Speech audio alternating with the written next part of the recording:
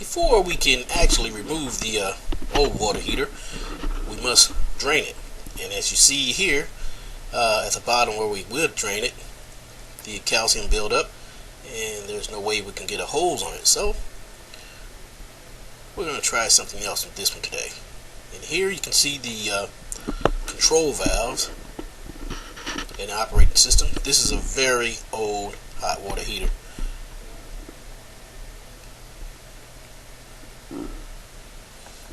And we're following the gas line up, which is a 3/8 gas line, soft copper, which should be hard rigid pipe. And we're going to replace that with black iron pipe, 1/2 inch.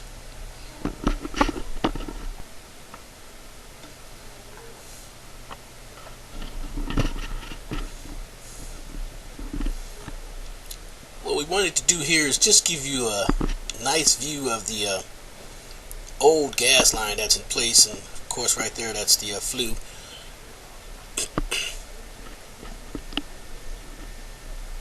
And all of this gas line here will be replaced, as we were saying earlier.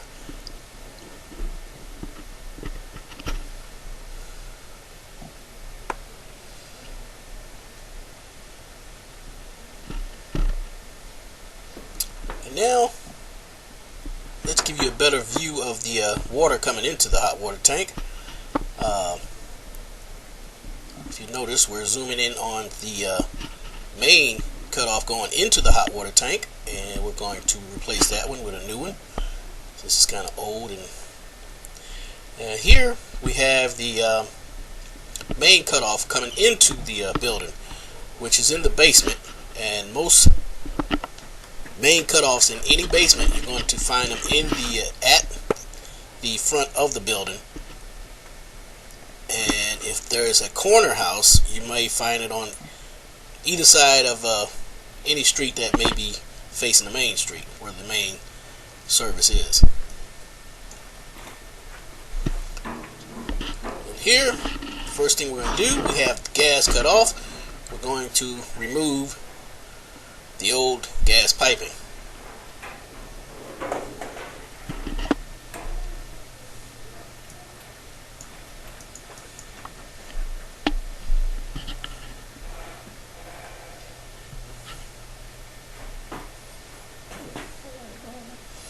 Now we're going to disconnect the water lines from the hot water heater itself,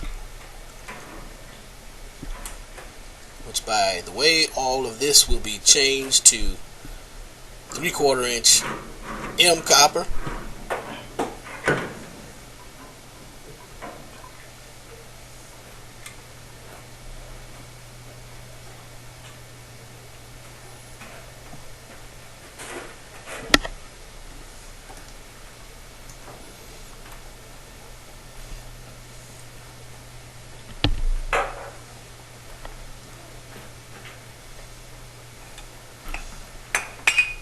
As we said at the beginning of the video, we need to drain the hot water heater before we can actually remove it from the basement.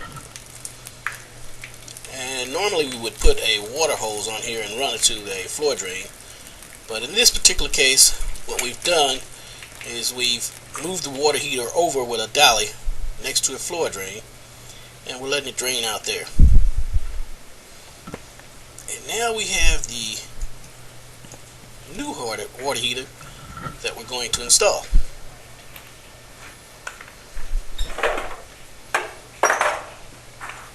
And what we like to do before we install any hot water heater that's gas is we like to pre-assemble the gas lines up right here at the control valve. And what I've just showed you was a bunch of different size black iron pipe nipples.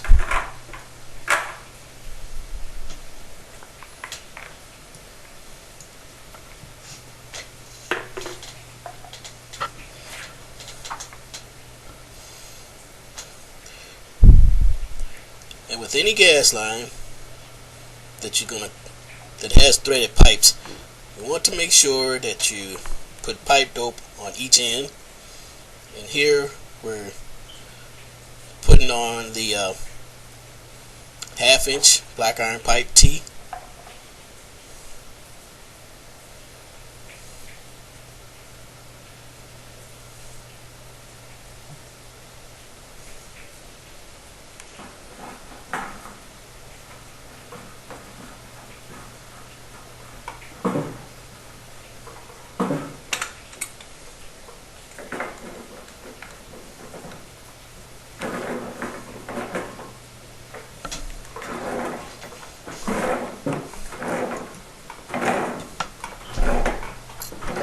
When we turn the fittings like we're doing here, we try to put them in an angle to where we don't have to back up on the thread.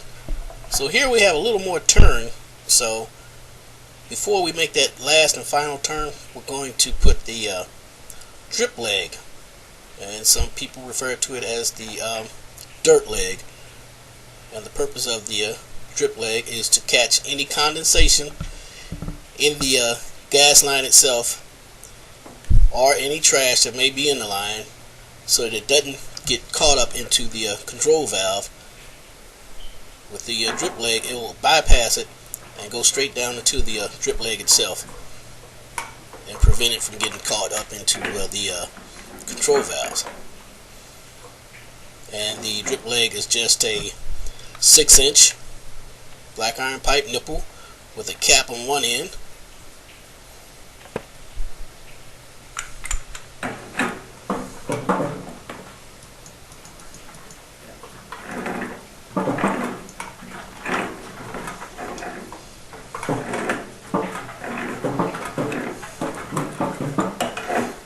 Now we can make the full turn.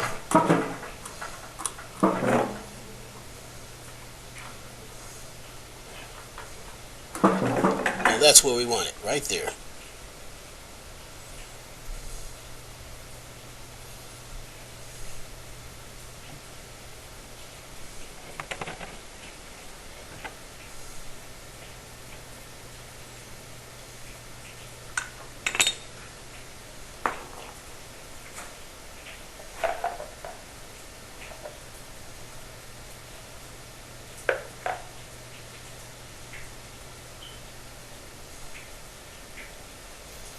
And this is just a short nipple that we're going to put in here, and with that nipple we're going to put the union, black iron pipe union. And the purpose of the union is so that you can, if you ever have to replace a hot water heater, you can just screw it apart just from this part here, rather than breaking the whole system down.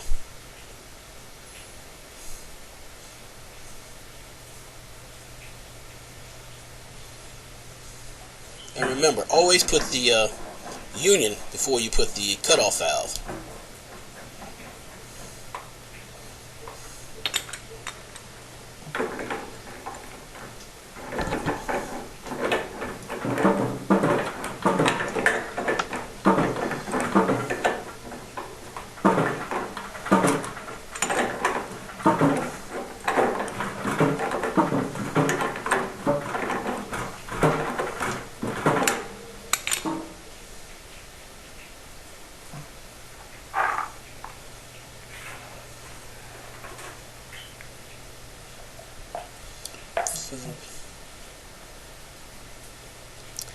And of course, the water that you're hearing in the background is the water draining out of the old tank.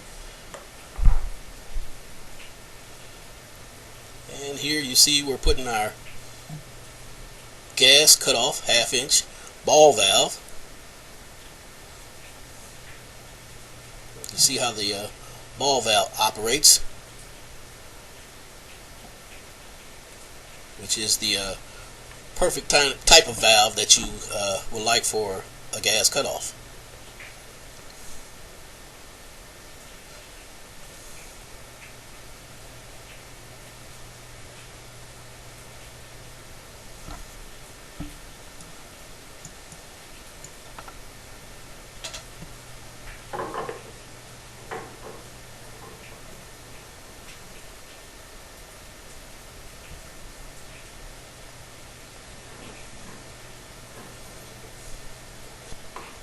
And this here is what we call pre-assembling the gas line for the hot water heater.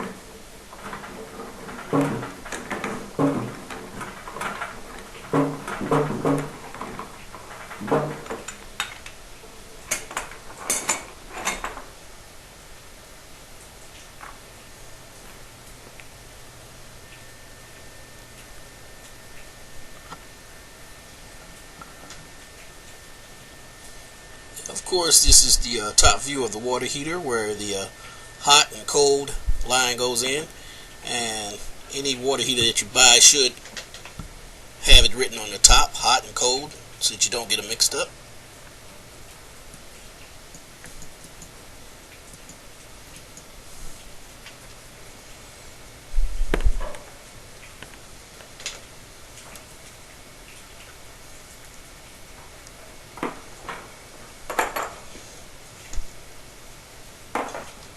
And now here we're going to start with the dielectric unions.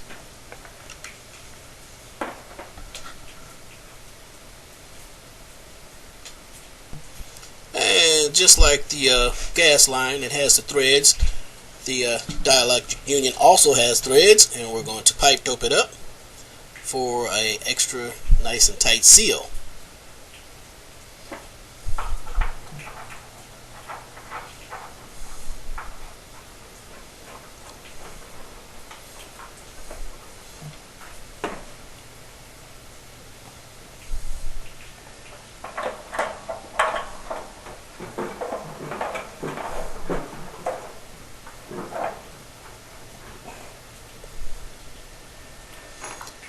Okay, in the meantime, let's get the relief tube ready for the hot water heater. And we're going to clean the copper pipe with the abrasive cloth.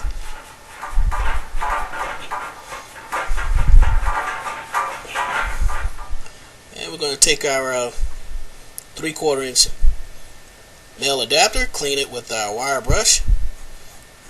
And what I usually like to do is just what you see me doing here, is brush the outside to make sure that the solder makes a complete weld around it. And now we're putting our flux on here, and some flux in the pipe.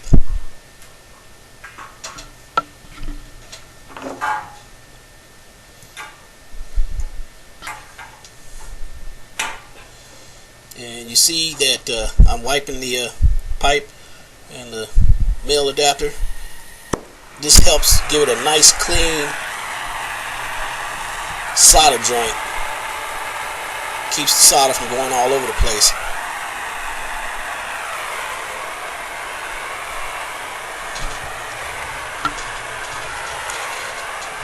And the trick to soldering is to put a hook on the end of the solder wire. Always point the heat on the fitting, because the solder will follow the heat. And with the heat being on the fitting, it will suck the solder right up into the fitting and fuse the two metals together, as you can see here.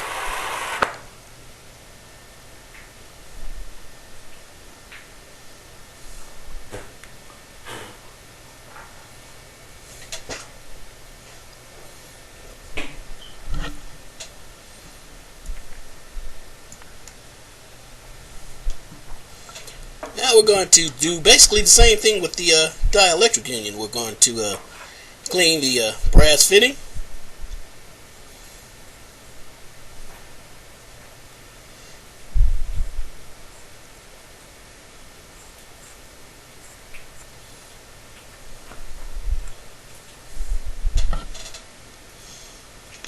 And like I did the other one, brush the outside right there around the ridge of it.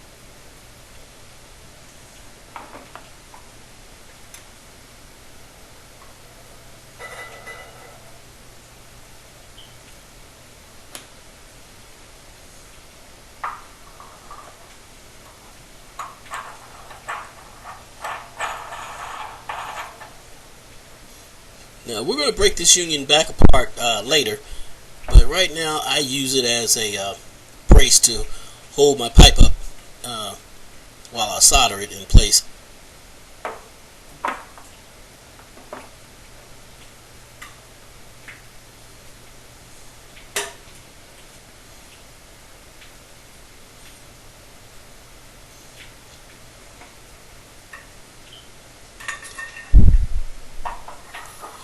And the purpose of the dielectric union is so that the copper pipe, the metal of the copper pipe doesn't touch the metal of the iron hot water tank, because when the two metals touch, they will cause one metal to corrode faster than the other one.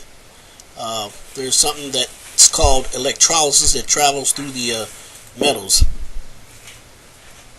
causing one to corrode faster than the other. So you don't want these two metals touching. And the way the dielectric union is designed is to isolate the two from touching. And you'll see when we put the inserts in here.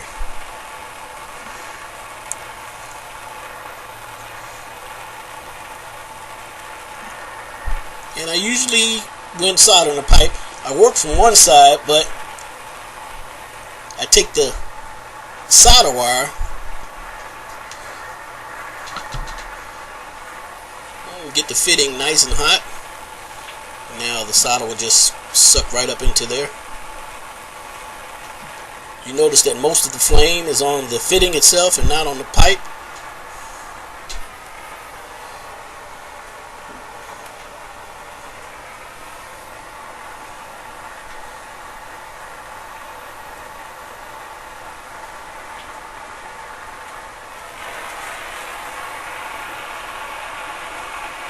And I usually like to run a second path over it, just for extra precaution.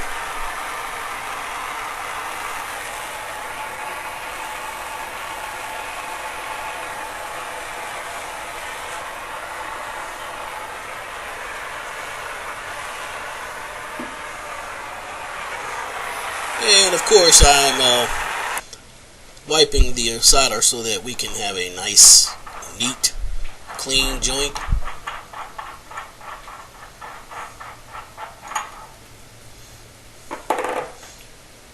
And now we put the insert over. You notice the insert will isolate the two from touching. And the same with the other one we have on the other side. We put the insert in. And notice the plastic piece.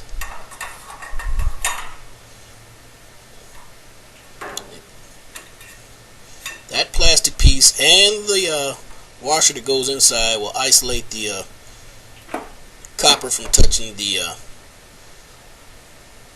iron tank, which will be part of that nipple now, sticking out right there, part of the other half of the dielectric union. You see the washer goes in here.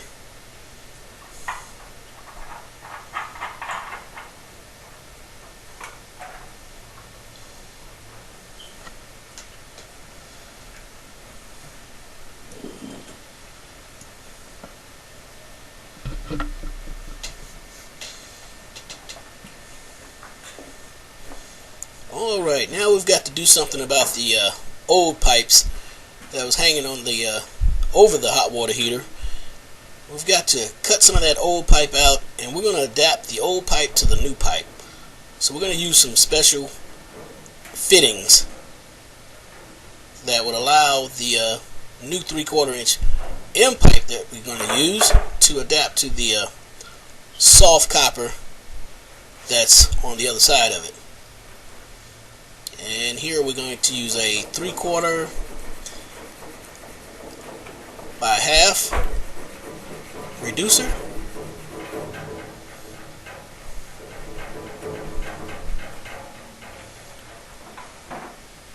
And we're going to hope that all that water is gone by the time we go to solder the pipe together, because we don't want any water on the pipe while we're soldering, because it won't, the steam from the water will blow a hole through the joints and causing it to leak.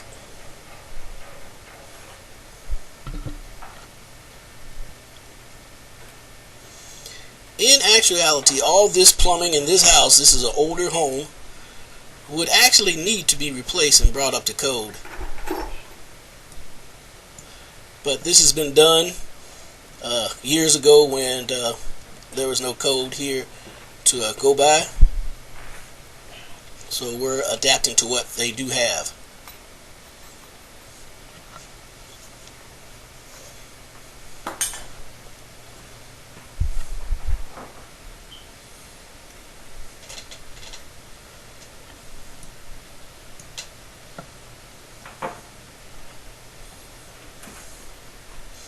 And here's the reducer, 3/4 by half reducer. The soft pipe is 1/2 inch, and of course the new pipe that we're putting in, the new copper pipe, will be 3/4 inch.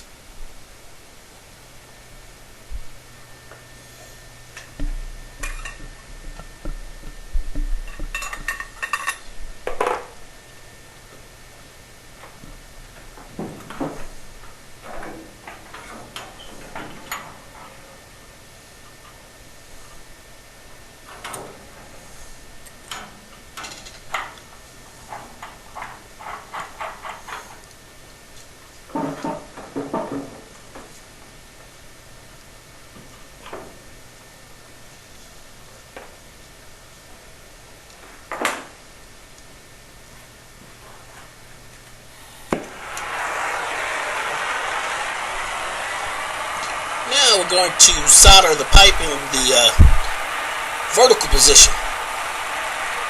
And always you start with the joint at the bottom because the heat will travel up. Remember, the fire is on the fitting and the solder will suck itself up into there. It will follow the heat. As you see here, it's sucking up in there. And what we're going to do is wipe the lid, but notice that we're wiping the solder up into the fitting. Don't wipe it away from the fitting, wipe it up into it.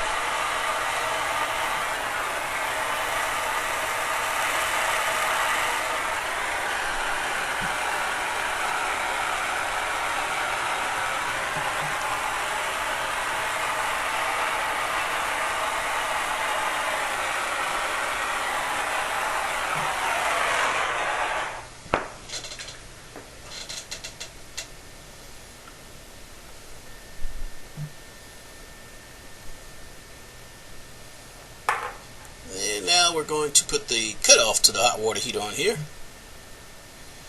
And most cutoffs, you will see that they have an arrow telling you the direction of the flow of the water. Make sure that you put the valve in the right position.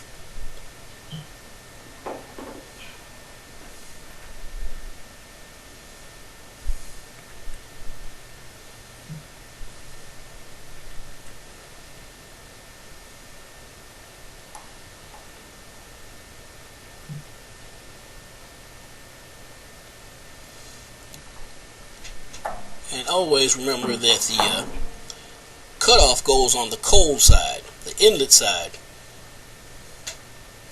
And you only need one cutoff on a hot water heater.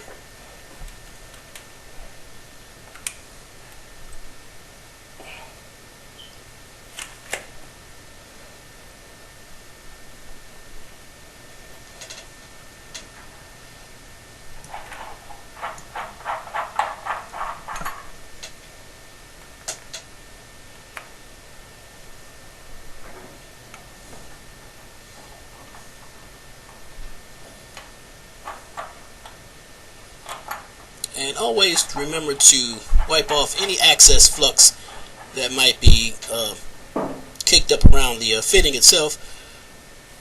As you see we did here. By doing this, it helps gives you a nice, clean, and neat joint.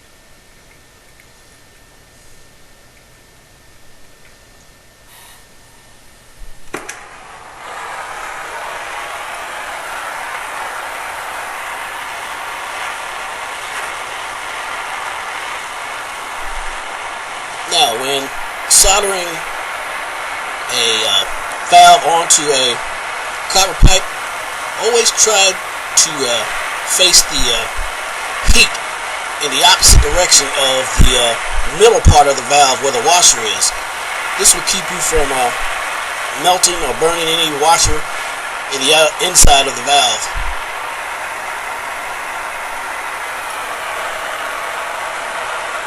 You notice where we're holding the fire. Let me put it back here.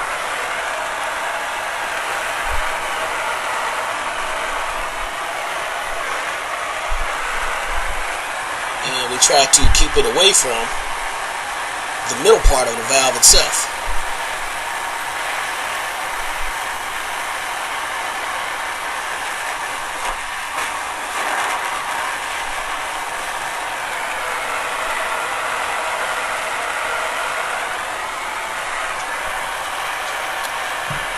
Do not make a long process out of soldering the valve to the copper pipe, because you will tend to overheat it and burn the washers in the valve out.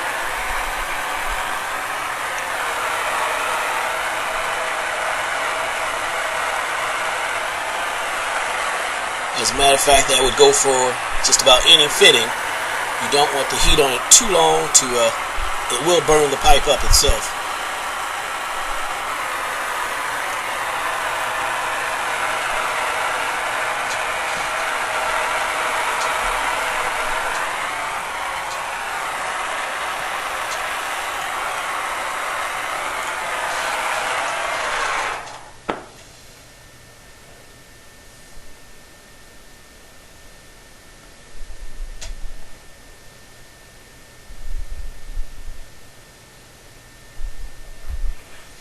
Okay, now let's go ahead. We've got our relief tube made up, and all we need to do is cut it to fit in here. And what we're doing here is taking a measurement, because what we want to do is take 6 inches off the bottom of the relief tube. The reason being is we want the relief tube not too high and not too low. If it's too low, the water, if there is a emergency and the hot water heater blows the hot water heater off, if it's too low to the floor, the hot water will pop up and burn someone. If it's too high, of course, would burn someone being too high standing next to it. 6 inches is usually about the best and most safest position to put it.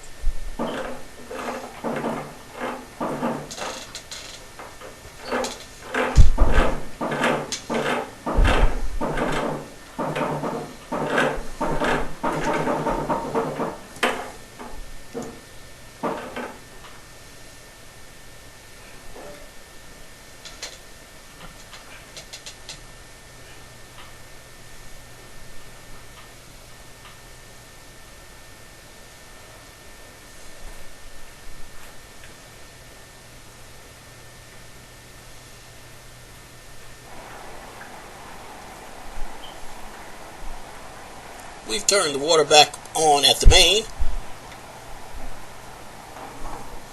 and what we're doing here is we're tightening down the packing nut, because if this is too loose, you will have a drip here. The water will drip.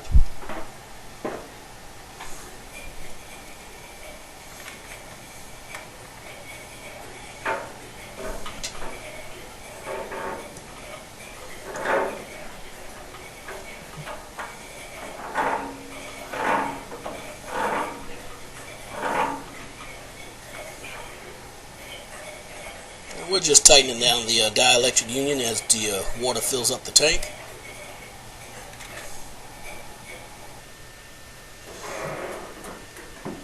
Now we're going to start on rerunning the gas lines. In most cases, you're not going to run into a hot water heater that's going to require so much gas pipe replacement as this one. This is a much older home, and this is something that needed to be done to make it safe for the homeowner.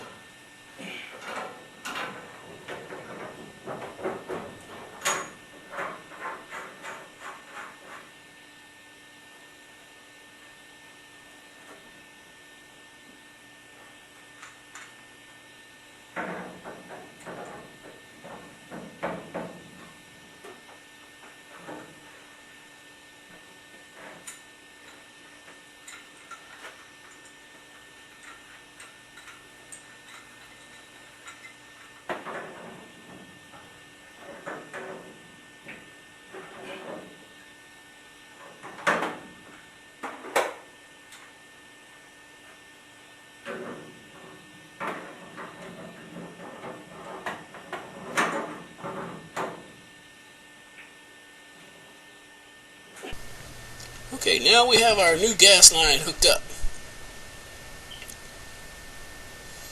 Here you see the dielectric union, and the dielectric union allow us to work from both ends to meet in the middle.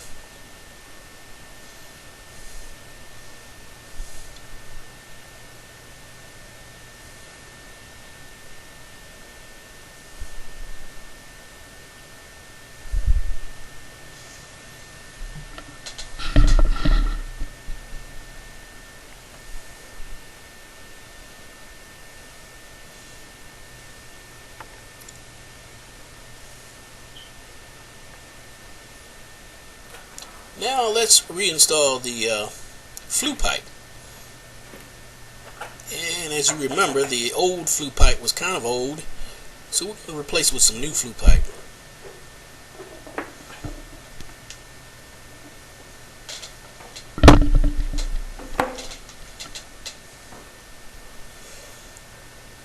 This is a 3-inch flue pipe, and you can buy them in 2-foot sections. And of course, it's important to have some tensioners to cut it down to size to fit.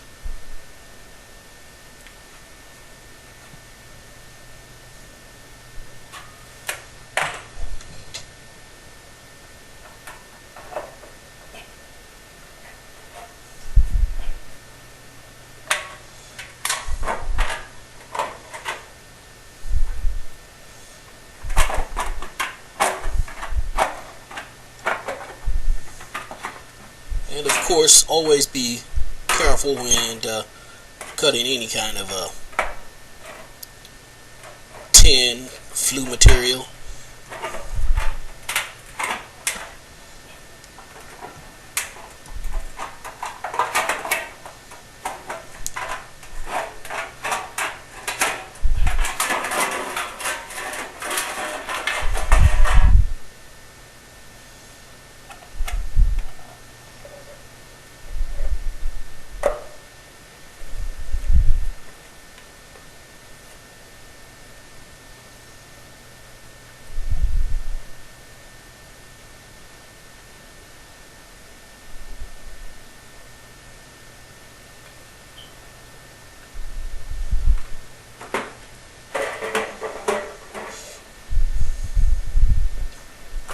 another thing we like to do is try to screw as many pieces together of the flue pipe, the Flue 90 or whatever, or another piece, before you put it in place. It makes it a lot easier than trying to do it while it's in place.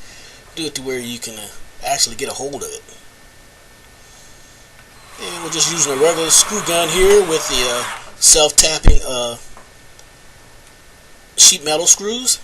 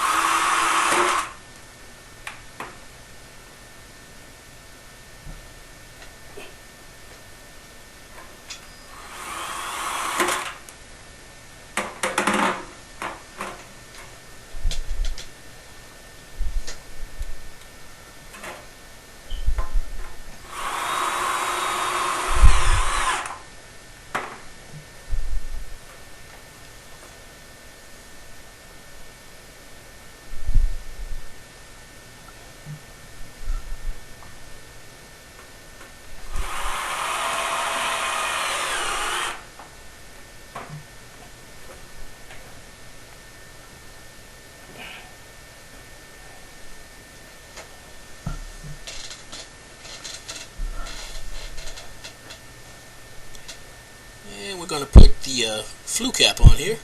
And you see the little notches that we're pointing at? There's notches on top of the hot water heater. The grooves that these fit into.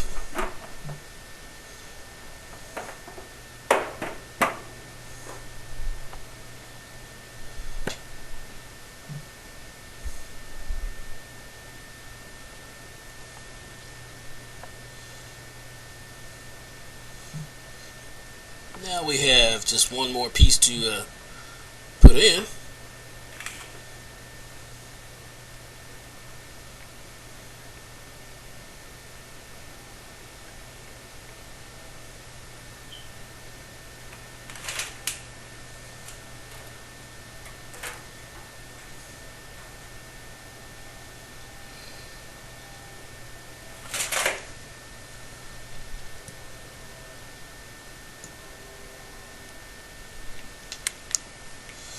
Here we have a pair of flue pipe dimplers.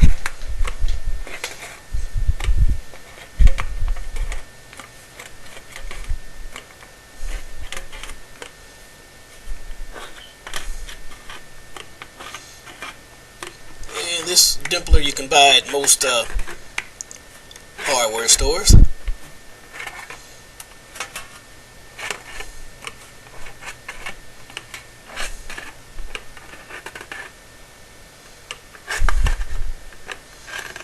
This is going to allow the one end of the 3-inch flue pipe to go inside the other.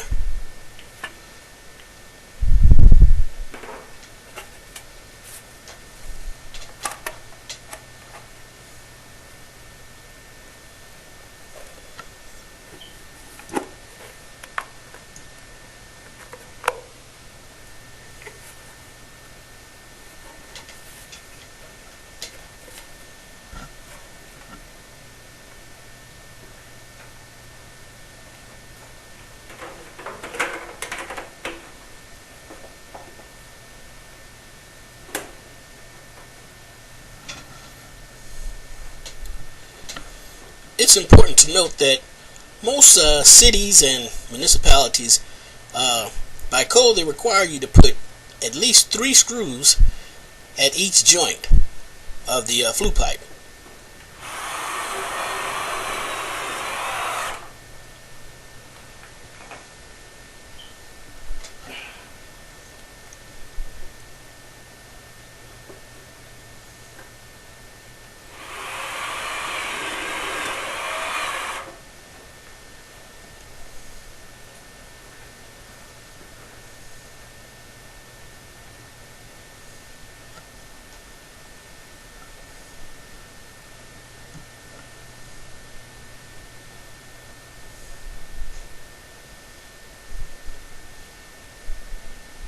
The other screws are in the flue pipe. Okay, here we're going to ignite the hot water heater.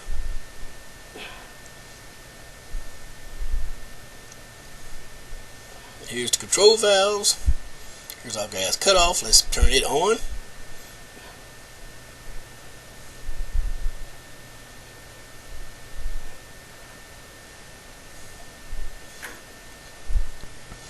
Now this is the control valve that we're going to hold down until the pilot light is lit.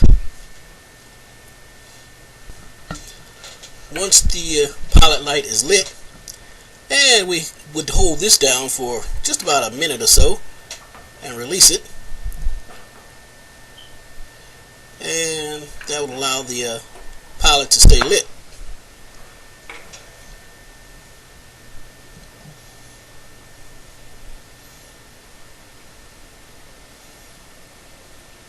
Now we're going to turn the water heater on.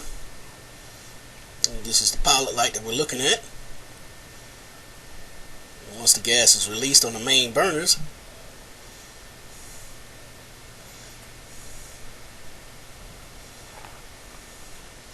let's turn it to the on position.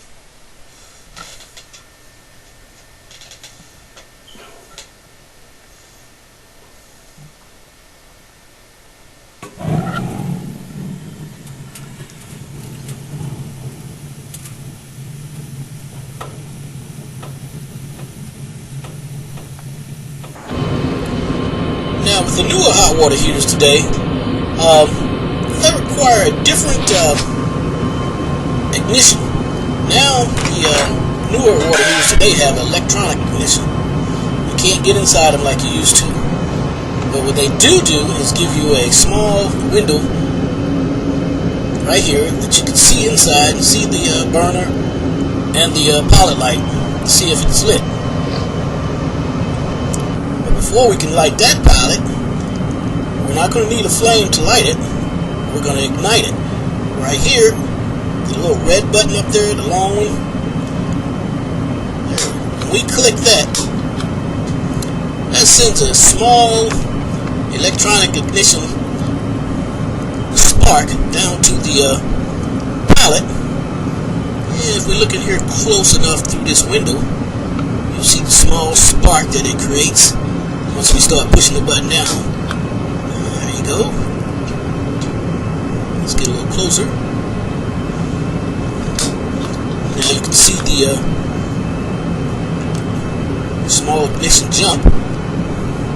Now once we've got enough gas, by holding the control valve down, we can click this until we get the pilot to ignite.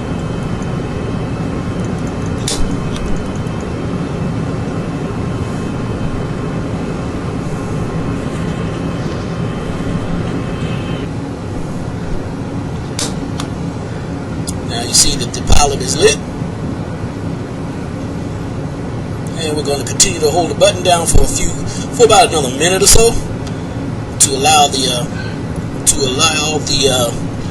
thermal coupling to heat up.